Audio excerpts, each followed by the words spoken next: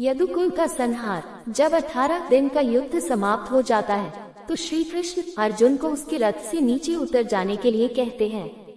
जब अर्जुन उतर जाता है तो वे उसे कुछ दूरी पर ले जाते हैं।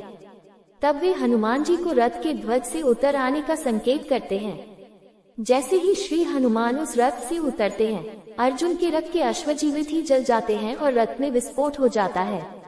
ये देखकर अर्जुन दहल उठता है। तब श्री कृष्ण उसे बताते हैं कि पितामह भीष्म, गुरु द्रोण, कर्ण और अश्वत्थामा के घातक अस्त्रों के कारण अर्जुन के रथ में यह विस्फोट हुआ है। यह अब तक इसलिए सुरक्षित था क्योंकि उस पर स्वयं उनकी कृपा थी और श्री हनुमान की शक्ति थी, जो रथ अब तक इन विनाशकारी अस्त्रों के प्रभाव को सहन किए हुए था। महाभारत के युद्ध के पश्चात सांत्वना देने के उद्देश्य से भगवान श्री कृष्णचंद्र जी गांधारी के पास गए। गांधारी अपने 100 पुत्रों की मृत्यु के शोक में अत्यंत व्याकुल थी।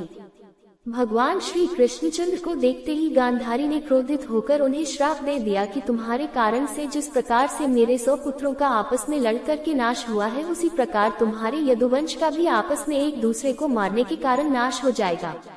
भगवान श्री कृष्णचंद्र ने माता गांधारी के उस श्राप को पूर्ण करने के लिए यादवों की मति को फेर दिया।